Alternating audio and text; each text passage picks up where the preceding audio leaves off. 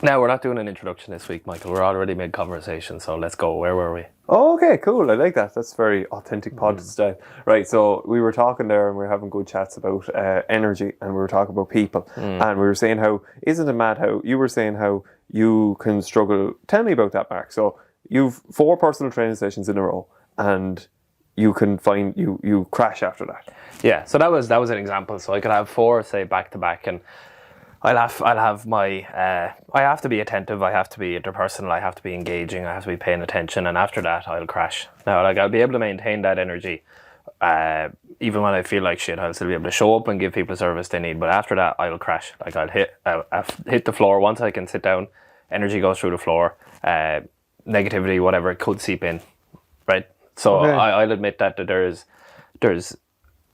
I'm a whole human being. I experience the whole variety of emotions. I'm not always stuck on one level. Yeah. So I'm not... after this conversation, my emotions could change, my state of mind could change.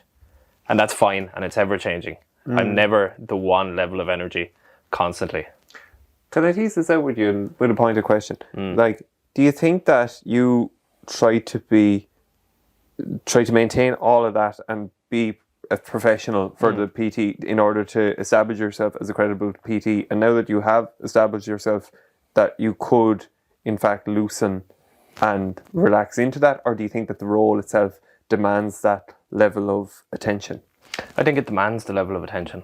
I think that's what makes it a good service, is my ability to engage people properly. I can't disengage or be fucking, like, looking around or thinking about other things or not, caring about what they have to say. I have to do that, and I have to listen. I have to take on board, what their challenges are, what their problems are. I have to look for solutions with them, or I have to just, I have to try to learn as much about them as I can so I can help them in training or nutrition or whatever, just their life. Like, some people come in, it's like, say, it could be like a therapy session. And I'm not a professional, I'm not a licensed professional, but I will listen, and I'll make sure I am listening when they're talking. And that requires energy. So once I'm finished, if I've done, say, 4 back to back, I could crash. And that could be to the detriment of the other people who I'm not working with. So it could be Breed, it could be someone at home, and my energy will go through the floor, and I can't sustain that level of attentiveness all day. Now, I can bring it back, but it dips and it comes back up, and that's just the nature of it, like, as nature of most things. Like, hard focus or concentrated focus can't be sustained forever. It has to drop. And with that, the energy required for that focus has to drop as well. So what we were talking about before was the people who portray a certain image of being the one state all the time. And I find that hard to buy. Yeah. But do you, because, say, so some person that is in the one state all the time, they could be in a very high impact, very public facing role and they could be, it could be playing music, or they could be expressing and they could have gym work, and they could be, it could be go the whole time, and they might have youth on their side as well. So you're fleshing out that this other lifestyle jars with you, because you're like, how can they sustain that if they're a Saturday night in a pub and it's go, and yet there's no evidence of a crash? Yeah. Or say a wellness influencer, and they're constantly talking about, say, meditation or self-awareness or something, or yoga or meditation, but then you'll see their Instagram and it'll be all this mindfulness, healing, and you're like, this person has the answers. They've learned how to sustain that level of mindset and energy constantly, and if only I could learn from them and be like them, I would have that too. But then you see them in French's on a vape drinking a double gin and tonic, and you're like, that's reality. Yeah, that's every person. Everyone has both sides to them, or not even both sides, it could be fucking 10 sides. Yeah, there's all different styles as well, like I don't think the gin and tonic, I understand the point that you're trying to make about the gin and tonic and the vape or whatever, but like I did breath work yesterday with Barry Adamson, and I was struck by there was a lady there who was listening to her pod, and she so shout out to her. Shout out to her. She said Namaste. Namaste, yes. And she was saying how she had come down from Dublin, and I said, "Oh, and did you do much work up in Dublin?" And she said, "No, because anything I did, the leaders or whoever was coordinator or facilitating it, she could tell something was off, and it wasn't coming from a good place, a heart place, and so she found that Barry is much more genuine in his approach to breathwork." And that totally resonates with me, and I can see that totally as well. When you're in Dublin, it's a lot easier, I'm sure, for a meditation class to be €100 on any side of the street, whereas this Barry's prices are extremely reasonable, and everything his service is so genuine and generous. So I think that's ties into that as well. You know, that whether or not there can be, it follows up on your thing about the Instagram and the clash of images, or the clash of what you notice there. But you used a phrase before we came on, and it's something that I found interesting, that you get, actually maybe it was Shane that said it, that you get what social media wants, or something like that. It's like it's a personality molded by social media for social media.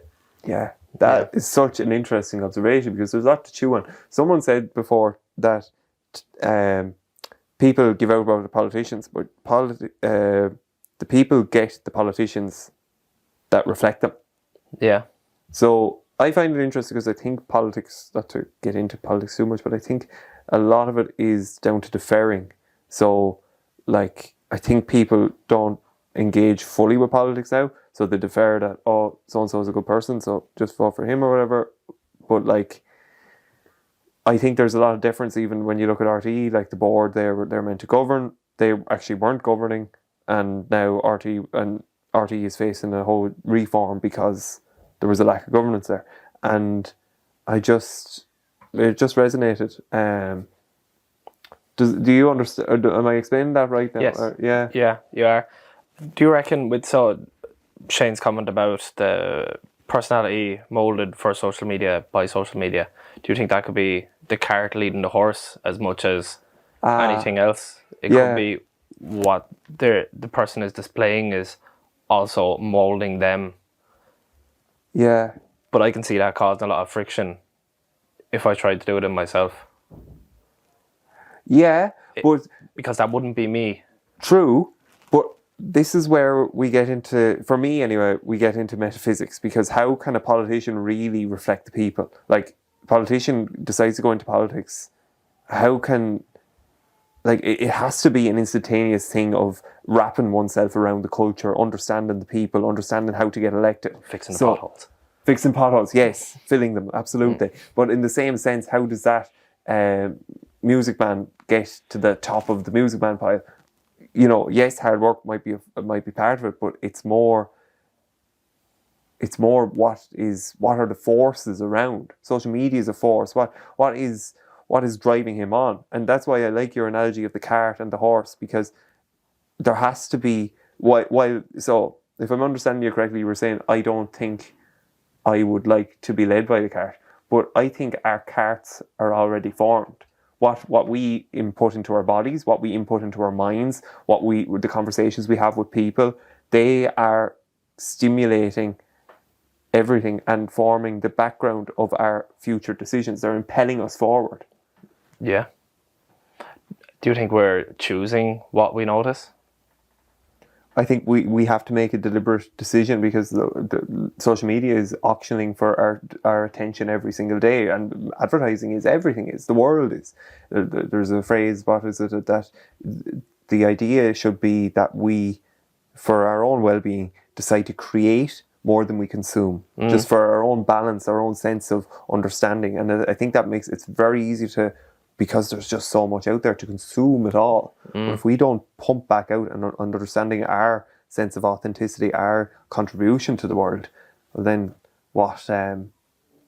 Look, I know I've gone a little bit, but the metaphysical part of it is really interesting. So, like, if social media is impelling that, like, it's almost like that appetite for a certain type of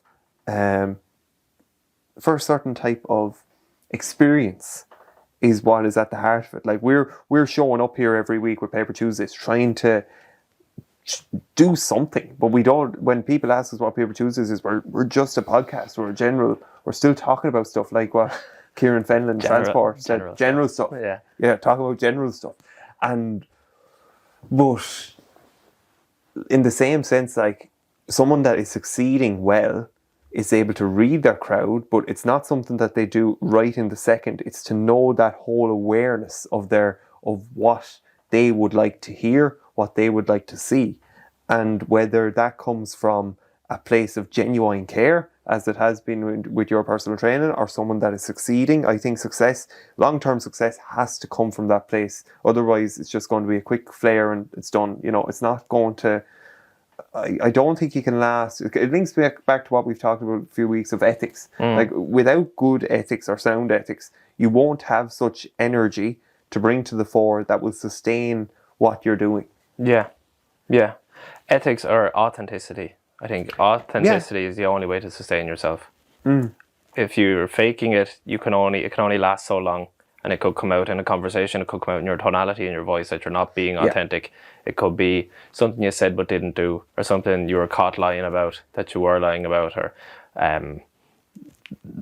you're going to be found out basically whatever you do. So the only way really to sustain it is to just be genuine about yourself, be honest about yourself, and be honest about yourself to others. And that's difficult in its own sense, but it also makes life easier because then that fear isn't there. Yeah. Like I'm not going on social media and saying I'm in the gym 6 days a week and I'm not, fake tan or abs and stuff like that. And that's fair enough. And people do that. I'm not going to do that. I'm not interested in it.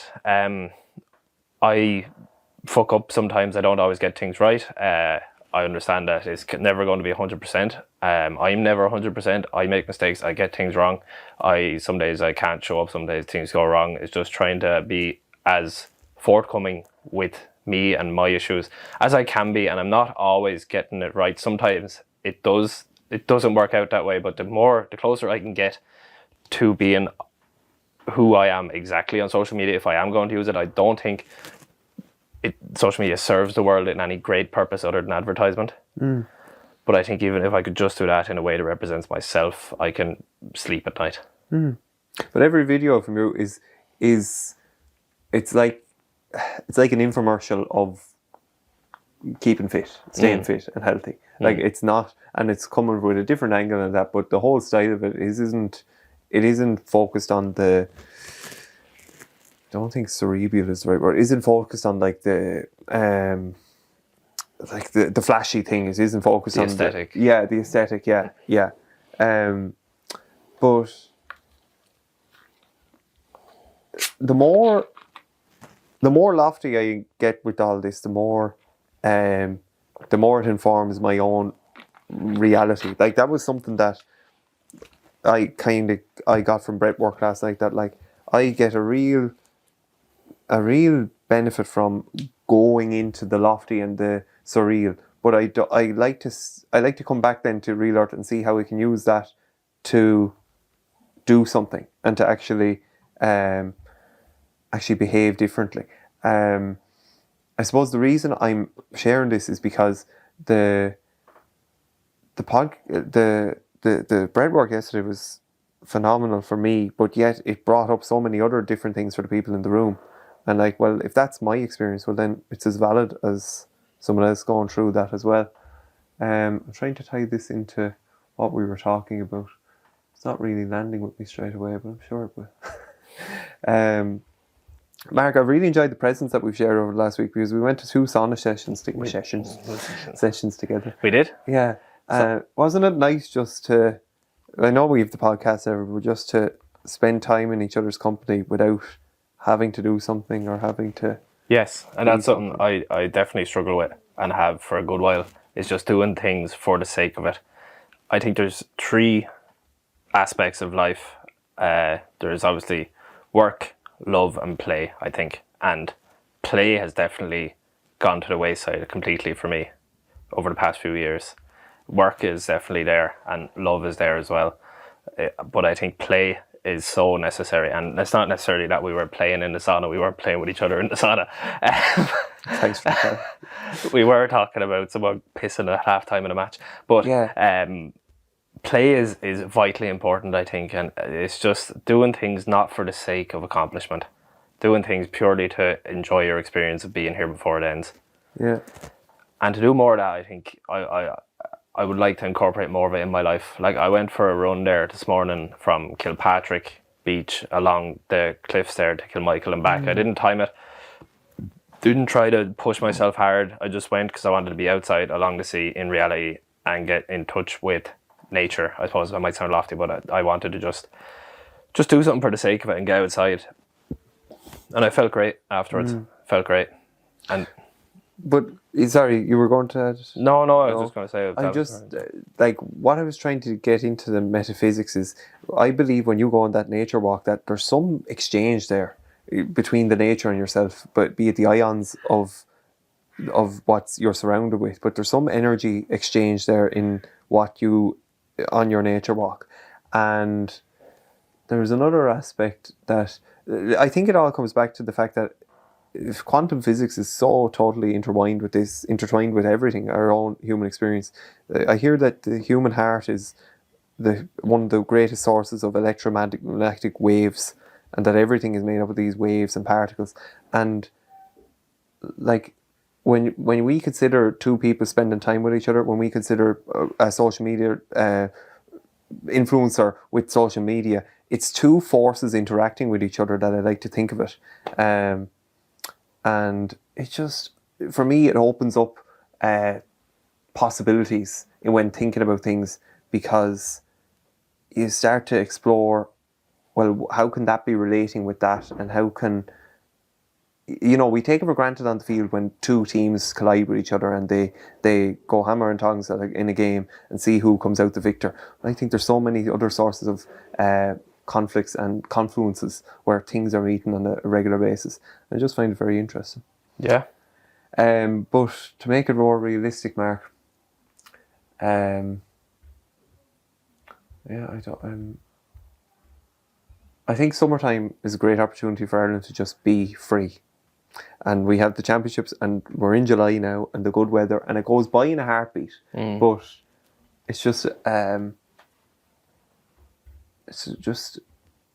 I think everyone really enjoys summertime. They do, but the weather hasn't been great as of late. We're working on it. I've sent a letter to the council. You've read it. I haven't got a reply yet. No. We'll see.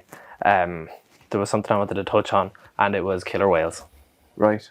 Now, I need you to tell me about the killer whales. They were in the news recently. Were they? Okay, so I'll have a stab at this now. Right. From my cave, what I've learned, the elders have handed me the scrolls, and there are orcas, otherwise known as killer whales, attacking boats off the coast of Spain.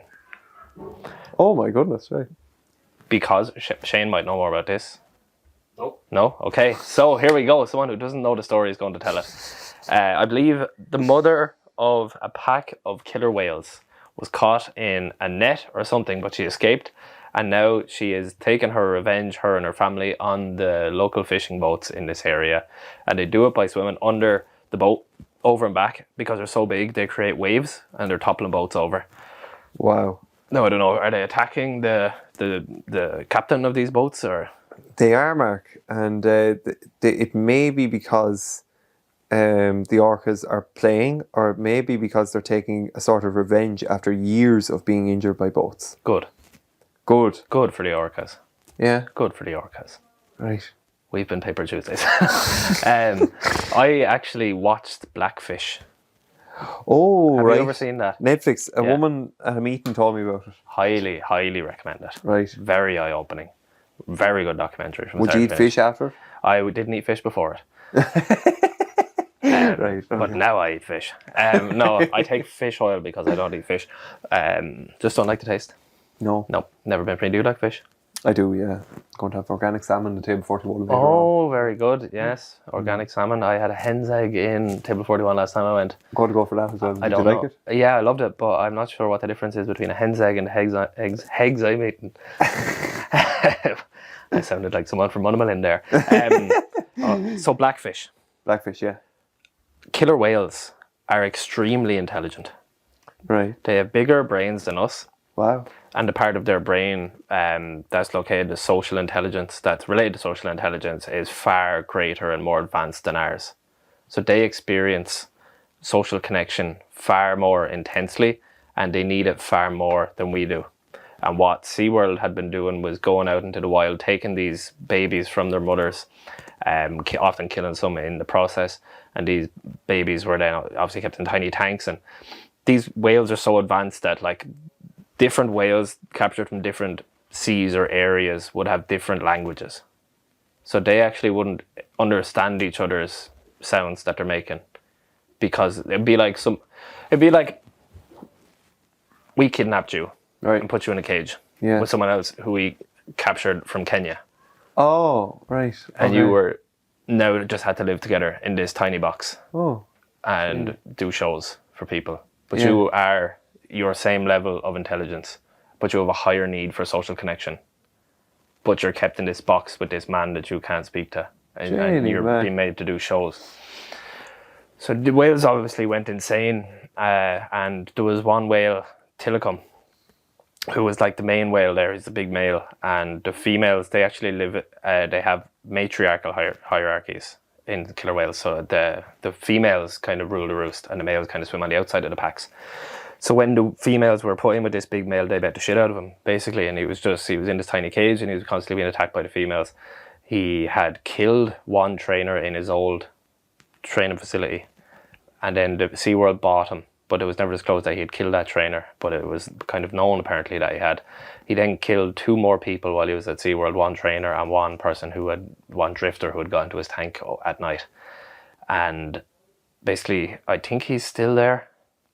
And they no longer can do shows now with killer whales. But it's very interesting. Killer whales are really interesting animals. yeah. Is it because they can humans get very close to them, and then they learn the consequences that they're killer whales? Yeah. No, they're captured because people can look at them while they eat their popcorn. Oh, no, I appreciate. Oh, right, yeah. But do you find the reason why they're very interesting, the fact that they are lethal and humans are bringing them for their entertainment? There's no evidence of a killer whale ever killing a human in the wild. When at the making of this documentary, maybe now after Spain there might be, but they're not a threat to humans in the wild. Yeah. Typically speaking, unless they're looking for revenge. It's really interesting, isn't it? Yeah. Right. So they basically were just captured for human entertainment. Yeah. There was actually another killer whale killed someone at Loro Park in Tenerife, where I was 2 years ago. I only found out in a documentary recently. No way. Right. Yeah, and I've been to both SeaWorld in Orlando and Tenerife. Wow, right. So you might be living in a cave, but you are our killer whale correspondent. I'm a killer whale correspondent, and I am a part of the problem. Oh, right. I So am you were problematic. supporting Yes, I've been supporting the captivization of killer whales, and I am sorry. I will be giving back my Renault to SeaWorld. What a load of fucking shite. Here. What That's a more load of like shite. it. Fuck me, like he exchanged a service for a good. He's Marty Morrissey. It's Morrissey. Go fuck yourself. Leave him alone, like. Jesus Christ. It's very interesting in the courts, Mark. Yes, indeed. There's 2 district court judges. One in Dublin went on a... Oh, thank you, Millie. I know. Millie, he did nothing wrong. Nothing wrong, Millie. Yeah, but this Dublin District Court judge, he said he gave out yards and gave out about freeloaders in RTE, but he still, this was for the special sitting of the people that hadn't paid their TV licence fee. Right. And, but he still imposed a fine. But then in the Monaghan District Court, because he's in Monaghan, he threw out all the cases that were before him to do with the TV licence fee because of the shenanigans that had gone down in RTE. Wow. And does the TV licence go directly to RTE? On Post collects it, and then they give the money directly to RTE. Okay. So RTV licence is, or the RTE is a government service, isn't it? It's semi-state, so I think this is where it's been a difficult one for the money, because semi-state, so they have this commercial remit where they're trying to make loads of money, and then they were trying to do it by having what's that place? I'm sure Shane knows it. Shane, you'll be there one day. The London place, all the networking and all goes BBC. on. No, it's a big hotel. It's like a massive club. Oh, that's going to annoy me now. Anyway, it's one of those la-di-da places, like the Ivy or something like that. Tiananmen Square. No, Trafalgar Square. I think that's just like Stephen's Green, isn't it? I don't know. There's. Call our London correspondent James Flood. He will know. He will know, yeah. But anyway, so they were spending all this money trying. But this all came from the fact of you asking if RTE semi-state in yesterday's. Semi-state. So they'll get some of our TV licence. No, all of it. All of it. And how much does TG Carter get? I don't know. They'd have to get something. Maybe the government just gives them some other money. Some sort of old Irish money. Ships it. Hi James, you're live on Paper Tuesdays. How are you getting on? Oh, my phone died. I'll ring him. He's gonna think you just rang him and hung up straight. He is going to be fuming. My moment. Oh, thank you. Good to ring the shagger. He's trying to ring me now, back now. Oh my goodness. But anyway, RT, you're dead right, and we need to just let people be people. Hi, James here. Marty Morrissey's protected species, like the killer whales. He is Hi, James. highly emotionally intelligent. Hi. He's after turning off his phone now, or he threw it out the window in rage. Yeah. Here we go. Here we go. Hello, Mark. James, my phone died there. Listen, I wanted to pick your brains. I was going to say you're a fierce ignorant fucker.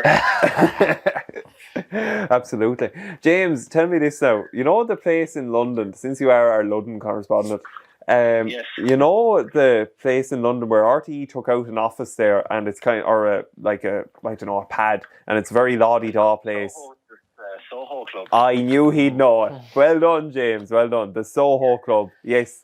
Well, and James, just in general then, what's your take on RTE and Marty Morrissey? I look like I'd leave out Marty alone. Yeah. That's a good census here. It's a great hell deflection tactic. Like, nobody's talking about the fact that they use these fucking barter accounts to ride us all sideways, and your one's bringing off husbands there to go watch the rugby. I see there was a lot of money spent on rugby, but they didn't spend a whole lot of money going to the GA or buying tickets off the GA, did they? Oh, you're right there, James. You're right there. So yeah. It's the big D4 rugby head, big dynamite mafia there out to look after themselves. Yeah. I'd say down with that sort of thing now. Yeah, absolutely. Fair play to you, yeah. Sacked a lot of them. Yeah.